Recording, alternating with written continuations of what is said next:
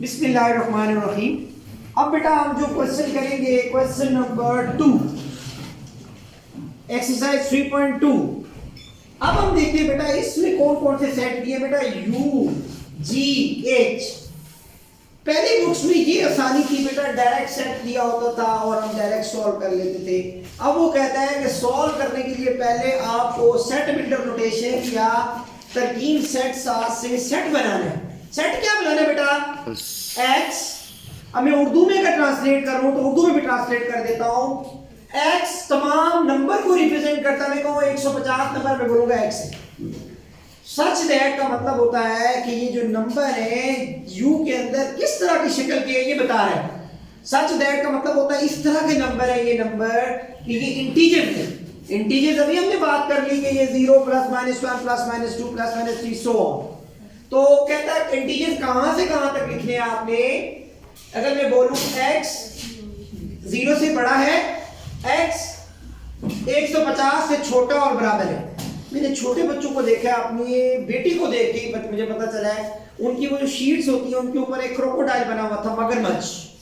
और वो जो छोटी क्लास में वो मगरमच्छ बनाया हुआ उसका यूं करके मुंह बना हुआ आगे से।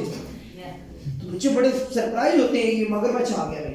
तो ये जो अंदर वाला हिस्सा है सर, ये वाला ये जो बड़े वाला ये this is the mouth of मगरमच्छ। यूं मगरमच्छ बना हुआ, पीछे नंबर लिखे हुए हैं। तो बच्चे कहते हैं ये जिधर अंदर वाली साइड होती है बड़े को शो करती है। तो नंबर हमेशा x y v से पढ़ा जाता है। देखिए कैसे पढ़ेंगे, यहां से नहीं पढ़ेंगे 0 छोटा x से। नो, 0 x से क्या छोटा है इसका तो कोई मीनिंग नहीं होंगे। मीनिंग कहां से होंगे, इसका जो गुड वे है या राइट वे जो पढ़ने का तरीका वो ये x बड़ा है 0 से, क्योंकि ये मुंह इसका अंदर वाला अंदर की तरफ है। जब इसकी नुक्कड़ आ जाएगी ये वाली तो बोलूंगा x छोटा है 150।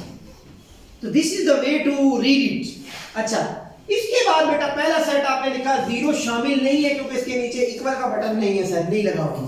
तो 0 से आगे वाला नंबर शामिल करें 1 2 3 150 पॉजिटिव नंबर ही। दूसरा सेट बेटा हमारे पास आ गया g 2 की पावर में नंबर है। तो 2 की पावर में हमने शुरू किया बेटा, पहला नंबर 1 आना चाहिए। 1 तब आएगा जब 0 से शुरू हो।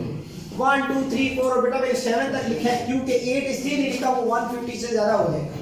इसी तरीके से बेटा h ये भी x नंबर ही है यही, लेकिन लिखने कहां तक के जो स्क्वायर में लिखने 1 से शुरू किया, 2 से 3 से वहां तक स्क्वायर लेके जाना है बेटा ताकि 150 से ऊपर ना जाए। तो बेटा ये देखें ये मैंने 12 का आखिरी स्क्वायर लिखा है तो ये बेटा 144 तक आएगा। अब आ जाते हैं बेटा g यूनियन h।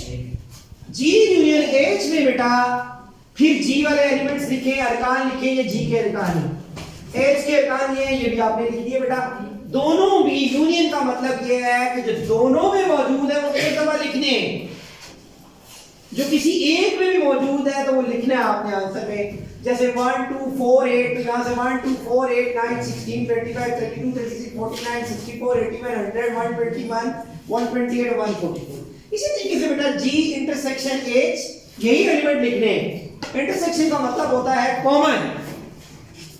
तो कॉमन में बेटा क्या करेंगे आप, जो इन दोनों में मौजूद है। जैसे कॉमन में देखें 1 इधर भी है 1 इधर भी है, 4 इधर भी है 4 यहां पे भी है, 9 नहीं है बेटा 16 है यहां पे, और इसी तरीके से 64 है बेटा। यही एलिमेंट है तो दोनों में कॉमन है।